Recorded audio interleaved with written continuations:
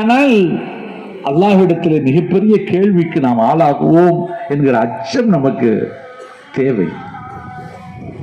ஒவ்வொரு நிலையிலும் ஒரு ஈமான்தாரி ஒரு நல்ல முஸ்லிமாக இருக்கிறோமா என்று கேள்வி கேட்க வேண்டும். ஐவேளை எப்படியோ தொழுது விடுகிறோம், ஒரு மிஷினரி வேலை மாதிரி பண்றோம். பாங்க சொல்லிட்டாங்களா, ஆம்பளை பிள்ளைங்களா இருந்தா உடனே பள்ளிவாசலுக்கு ஓடி ஜமாத்துல கலந்துடுறோம். பொம்பளைங்களா ஒரு செஞ்சுட்டு வீட்டில் தொழுதுடுறோம். அதனால் மட்டுமே நான் நல்ல முஸ்லீமாக இருக்கிறேன் என்று யாரும் சொல்லிவிட முடியாது. பள்ளிவாசல்ல போய் தொழுதுட்டு வெளியில வந்த உடனே யாரை பத்தியாவது புறம் பேசணும். மாப்பிள்ள நான் அந்த வீட்டில் என்ன நினைச்சுன்னு தெரியுமா அப்படின்னு செய்தி ஆரம்பிப்போம். அவங்கள்ட்ட கேட்டாங்களா யாராவது? போயிட்டு இருக்கிறவரை கூப்பிட்டு பேசுவாங்க. அந்த வீட்டில் என்ன நடந்துச்சுன்னு தெரியுமா, இந்த அவர் என்ன பண்ணான்னு தெரியுமா, அவருக்கும் ஒரு பொண்டாட்டிக்கும் பெரிய சண்டை நேற்று காலையில் தெரியுமா மாப்பிள்ள உனக்கு? அவர் கேட்டார் அவன்கிட்ட. தொழுதுட்டு வந்து ஒதுவோடவே பேசுறது, அது ரொம்ப இபாதத்தான கடமை. ஒது முடியறதுக்கு முன்னாடியே பேசணும், புறம் பேசணும், அடுத்தவர்களை பத்தி பேசணும், அடுத்தவர்களுக்கு என்ன துன்பம் நடந்திருக்குங்கிறத பத்தி நம்ம இன்பமாக அப்படியே பகிர்ந்து கொள்ளணும். இது ஷைத்தானுடைய மிகப்பெரிய விளையாட்டு. இதில் சிக்குண்டு கிடக்கிற சமூகம் நம்முடைய சமூகம். ஒன்றை ஞாபகம் வைத்துக் கொள்ளுங்கள், ஆண்களும் சரி பெண்களும் சரி, இது பெண்கள் அதிகமாக ஞாபகம் வைத்துக் கொள்ள வேண்டும்.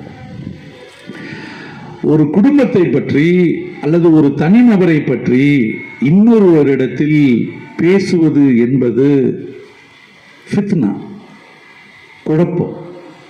குழப்பம் விளைவிக்கக்கூடிய செயல். அவர்களை பற்றிய அவதூறு செய்திகளை பேசுவதாக பொருள், அவர்களை பற்றி புறம் பேசுவதாக அர்த்தம். பெருமானார் அவர்கள் சொல்லித் தந்தார்கள், மற்றவர்களை பற்றி புறம் பேசுவது, அவர்களை பற்றி அவதூறுகளை எடுத்து வைப்பது எதற்கு சமம் தெரியுமா? யாரை பற்றி புறம் பேசுகிறோமோ, யாரை பற்றி அவதூறு பேசுகிறோமோ, நம்மிடத்தில் இருக்கக்கூடிய அத்தனை நன்மைகளும் அவருக்கு போய் சேர்ந்துடும். எவரை பற்றி பேசுறோமோ அவருக்கு டிரான்ஸ்பர் ஆகிடும். நம்முடைய கை வெறுங்கையாக போய்விடும். அந்த நேரத்தில் மௌத் என்று வந்துவிட்டால் ஒன்றும் இல்லாமல் எம்டியாகத்தான் நம்ம போய் சேரணும். காலமெல்லாம் தொழுது, காலமெல்லாம் கஷ்டப்பட்டு ஏதோ கொஞ்சம் மாவது அந்த புண்ணியம் கிடைக்காதா? தக்பீர் கட்டின உடனே அல்லாஹுக்கு பயந்து அஞ்சு நின்று அழுதா தொழுகிறோம். தக்பீர் கட்டின உடனேயே யாருக்கு எவ்வளவு பணம் கொடுத்தோம், எங்க திரும்பி கிடைச்சிருமா, அல்லது இன்னைக்கு சாயங்காலம் அவ்வளவு பணம் நமக்கு தேவையா இருக்கே, யார்கிட்ட போய் கேட்கணும், இவன்கிட்ட இப்படி பேசினா அப்படி கிடைக்குமா, அவன்கிட்ட கேட்டாக்கா இப்படி செய்யணும், எல்லாம் தக்பீர் கட்டின பிறகு வரக்கூடிய ஐடியா இருக்க, பவர்ஃபுல் ஐடியா. சாதாரணமான நிலையில கூட அந்த நினைவு வராது. சராசரியா நம்ம எல்லாத்தையுமே அது இருக்கு. இதையும் தாண்டி இமாம் அல்லாஹு அக்பர், சமியல்லாஹு லிமன் ஹமிதா, அல்லாஹு அக்பர் இதெல்லாம் சொல்லிக்கிட்டே இருப்பாரு. ஒரு மிஷின் மாதிரி அனிச்சை செயல் அது நடந்துகிட்டே இருக்கும். 4வது ரக்காத் அத்தையாத்துல உட்காரும் போது கொஞ்சம் நினைச்சு பார்க்கணும், 4 ரக்காத்து முடிஞ்சிருச்சா? 4 ரக்காத்து ஓடுனதே இவருக்கு தெரியாது. 4 இமாம் 4வது ரக்காத்துல உட்கார்ந்ததுனால அது கன்ஃபார்மா தெரியும். தனியா தொழுதான் நீங்க சொல்ற மாதிரி 4, 3, 2 தெரியாது. இந்த தொழுகைக்கு நமக்கு நன்மை கிடைக்கணும்னு நினைக்கிறோம். இந்த தொழுகைக்கா நன்மை கிடைக்கும்? இந்த தொழுகைக்கும் உனக்கு நன்மை தருகிறேன் என்று அல்லாஹ் நமக்கு தருவது இறைவனிடத்திலிருந்து நமக்கு கிடைக்கக்கூடிய பிச்சை. கிடைக்கும். தொழாமலேயே இருப்பவர்களை பார்க்கிற போது குறைந்தபட்சம் பாங்கு சப்தம் கேட்டு பள்ளிவாசலுக்கு சென்று உது செய்துவிட்டு அல்லாஹ்வுக்கு முன்னால் யா அல்லாஹ் நீயே பெரியவன் என்று தக்பீர் கட்டி தொழுகிறோமே, அது போதுண்டா உனக்கு நான் தரஜாவை தர்றேன் போ அப்படின்னு நம்மீது பெரும் கருணை காட்டி அல்லாஹ் தரக்கூடிய தரஜாவைத்தான் நாம் சேர்த்துக் கொண்டிருக்கிறோம் என்று நம்முடைய மனசாட்சி சொல்லுகிறது. அப்படி கொஞ்சம் கொஞ்சமாக சேர்த்து கொண்டிருக்கக்கூடிய இந்த புண்ணியத்தை, இந்த நன்மைகளை கூட ஒரு நொடிப்பொழுதில் ஒருவரை பற்றி புறம் பேசி அந்த யாரை பற்றி பேசுகிறோம் அவருக்கெல்லாம் அப்படி டிரான்ஸ்பர் பண்ணிடுறோம் அப்படின்னா இது எவ்வளவு பெரிய கொடுமையான பாவத்தை நம்ம அதனுடைய மூல கருத்தை அறியாமல் செய்து கொண்டிருக்கிறோம். அந்த விளைவை அறியாமல் செய்து கொண்டிருக்கிறோம். என்னைக்காவது இன்னொருத்தரை பத்தி நம்ம ஒரு ஆள்கிட்ட பேசாம இருந்திருக்கிறோமான்னு கொஞ்சம் சுய பரிசோதனை பண்ணி பார்க்கணும். நம்ம என்ன விடை கிடைக்குதுன்னு எனக்கு தெரியல.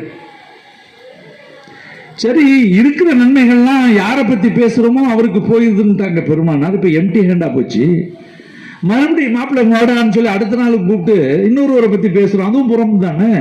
இப்ப அவருக்கு நன்மைகள் போகக்கூடிய அளவுக்கு போய்விட்டு என்ன இருக்கு, இவர் எம்டி ஹேண்டா போயிட்டார. இப்ப எப்படி போகும்? பெருமானார்கள் சொன்னார்கள், நீ நன்மைகளை எல்லாம் இழந்து விட்டாலும் யாரை பற்றி பேசுகிறாயோ அவருடைய பாவங்கள் எல்லாம் உனக்கு டிரான்ஸ்பர் ஆகுண்டார்கள். பெருமானார் எவ்வளவு பெரிய கொடுமையான பாவம் இது. ஆனா நம்ம ரொம்ப சர்வசாதாரணமா செஞ்சுக்கிட்டு இருக்கோம், ரொம்ப சர்வசாதாரணம். பிறரை பற்றி ஒருவர் பேசுகிற போது இனிப்பாக நாம் நினைத்து அதை காது கொடுத்து கேட்கக்கூடிய விருப்பம் இருக்கிறதே, அந்த இடத்தில் இது மிகப்பெரிய கொடிய பாவம் என்று அந்த இடத்திலே இருக்கக்கூடாது என்று எழுந்து சென்று விட வேண்டும் என்கிற மனசாட்சி நமக்கு உறுத்துவதுதானே இஸ்லாம். அதனை நாம் பின்பற்றுகிறோமா? நம் காலில் விடுகிற போது மாப்பிள்ளை இன்னொரு சொல்லி பார்ப்போம், என்ன நடந்துச்சு இன்னொரு சொல்லு, எனக்கு விளங்கலையே. மீண்டும் மீண்டும் சொல்ல வைத்து இன்பம் காணுகிற சைத்தானியத்து குணம் நம்மிடத்திலே பரவலாகி போய் நாமும் மற்றவர்களைப் போல முஸ்லிம்கள் என்று சொல்லி நடமாடி கொண்டிருக்கிறோமே. அல்லாஹ்விடத்தில் இஸ்திக்ஃபார் செய்து மீண்டற வேண்டும். நாம் செய்யக்கூடிய செயல்கள் பெரும்பாலானவைகள் இஸ்லாத்துக்கு விரோதமானவை. இஸ்லாத்தில் நன்மை இருக்கிறதா தீமை இருக்கிறதா என்கிற கேள்வியை எல்லாம் தாண்டி தீமைதான் இருக்கிறது என்பதைத்தான் ஒரு நாளில் சராசரி செயல்களில் அதிகம் அதிகம் செய்து கொண்டிருக்கிறோம் என்று நான் நினைக்கிறேன். மனசாட்சியோடு கொஞ்சம் சிந்தித்து பார்த்தார். உறவு முறைகளை வெட்டி வாழுகிறோமே, சாதாரண சில்லறை விஷயத்திற்கெல்லாம் வருத்தப்பட்டுக் கொண்டு முகம் சுழித்துக் கொண்டு இனிமேல் அவரிடத்தில் எந்த தொடர்பும் வைத்துக் கொள்ள வேண்டியதில்லை. இவர் மருமகன், இவர் மாமா, இவர் மச்சான், இவர் அண்ணன், அண்ணன் பிள்ளைங்க, தம்பி பிள்ளைங்க, இப்படி ஒன்றுமில்லாத உப்பு சப்பில்லாத விஷயங்களுக்கெல்லாம் உறவு முறையை முறித்து வாழுகிறோமே. மார்க்கத்திற்கு விரோதமான செயல் என்று நம்முடைய உறவு முறைகளிலே யாருக்காவது இருக்குமேயானால் அவர்களிடத்திலே தொடர்பு வைத்துக் கொள்வதற்கு தயங்கி அவர்களிடத்திலிருந்து தூரமாகி இருப்பது கூட மார்க்கம் சொல்லுகிறது. அதை நான் சொல்லவில்லை. ஒருவர் மார்க்கத்துக்கு புறம்பாகவே தன்னுடைய வாழ்வியலை அமைத்துக் கொண்டிருக்கிறார். குடும்பத்தில் எத்தனையோ முறை சொல்லி பார்க்கிறோம், கேட்கவில்லை. வட்டி வாங்குகிறார், குடிக்கிறார், ஏமாற்றுகிறார், துரோகம் செய்கிறார், என்னென்ன ஹராமான வேலைகள் இருக்கிறதோ அத்தனையும் செய்கிறார். இப்ப அவர்கிட்ட உறவு வச்சுக்கிட்டு இருக்கணும்னு மார்க்கம் சொல்லல. அவர்கிட்ட நீ தூரமாயிரு, தப்பு இல்லை, தூரமா இருக்கிறது தான் நல்லது. நான் அந்த பகுதிக்கு போகவில்லை. ஆனால் சர்வ சாதாரண நடைமுறையில் கூட குற்றம் கண்டுபிடித்துக் கொண்டு குறை சொல்லிக் கொண்டு ஒருவருக்கொருவர் தேவையில்லாத வேண்டாத வார்த்தை பிரயோகங்களை உபயோகித்துக் கொண்டு வருத்தங்களை வளர்த்துக் கொண்டு அந்த குடும்பமே சின்னாபின்னமாகி போய் தொடர்பே இல்லாமல் அற்று போய் விடுகின்ற சூழ்நிலையை பார்க்கிறோமே. இதுதான் உறவு முறையை வெட்டி வாழக்கூடிய தன்மை. இதை மிகப்பெரிய அளவில் இஸ்லாம் கண்டிக்கிறது. பெருமானார் அவர்கள் சொன்னார்கள், சாதாரண விஷயம் ஆனால் மிகப்பெரிய விஷயம், மலை போன்ற விஷயம். அரஃபாவுடைய நாளில் துவா மஜ்லிஸ் நடக்கிறது. பெருமானார் அவர்கள் துவா செய்ய போகிறார்கள். சஹாபாக்கள் எல்லாம் குழுமி இருக்கிறார்கள். துவா மஜ்லிஸ் தொடங்குவதற்கு முன்பாக கவனமாக கேளுங்கள். துவா மஜ்லிஸ் தொடங்குவதற்கு முன்பாக பெருமானார் அவர்கள் சொல்லுகிறார்கள், இங்கே கூடியிருக்கக்கூடிய ஆயிரக்கணக்கான சஹாபாக்க பெருமக்களில் மத்தியில் எவராவது உங்கள் குடும்பத்தில் உறவு முறையை முறித்து வாழக்கூடியவர்களாக இருந்தால் இந்த மஜ்லிஸில் இருந்து எழுந்து வெளியாகி போய்விடுங்கள். ஏன் தெரியுமா? இந்த மஜ்லிஸில் கேட்கப்படுகிற துவாவை அல்லாஹ் அங்கீகரிக்க மாட்டான். சொல்லுவது பெருமானார். பெருமானார் அவர்கள் கேட்கிற துவாவிற்கு அல்லாஹ்விடத்திலே அங்கீகாரம் இல்லை என்று ஒன்று இருக்கிறதா? பெருமானார் அவர்கள் சொல்லுகிறார்கள், இருக்கிறது. ஒரே ஒரு விஷயத்தில் இருக்கிறது. எவர் உறவு முறையை துண்டித்து வாழுகிறார்களோ அவர்களை கொண்டு அந்த மஜ்லிஸில் இருக்கிறது. அதில் நான் இருந்தாலும் சரிதான், நான் இல்லாவிட்டாலும் சரிதான் என்கிற பொருள்பட சொன்னார்கள்.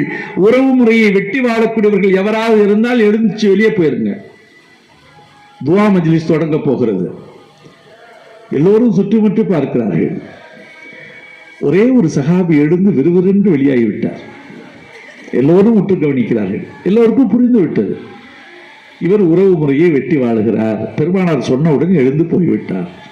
வெட்ட வெளிச்சமாக தெரிஞ்சு விட்டது. பெருமானார் அவர்கள் தொடர்ந்து தங்களுடைய நசீகத்தை வழங்கிக் கொண்டே இருக்கிற போது அவர் திரும்பி வருகிறார். எந்த இடத்தில் இருந்து எழுந்து சென்றாரோ அந்த இடத்தில் எல்லோரையும் தாண்டி வந்து அமர்ந்து கொள்கிறார். பெருமானார் அவர்களுக்கு விளங்கிவிட்டது, இவர் சொந்தத்தில் யாரையோ வெறுத்து வாழ்கிறார். இவர் போய் அதை சரி செய்து விட்டு வந்து விட்டார். புரிந்து கொண்டார்கள். ஆனாலும் கேட்கிறார்கள் பெருமானார் அவர்கள், அந்த சஹாபியினுடைய பெயரை சொல்லி கேட்கிறார்கள். யா ரசூலுல்லாஹ், நீங்கள் சொன்ன உடனேயே நான் வெளியாகிவிட்டேன், பார்த்தீர்களா?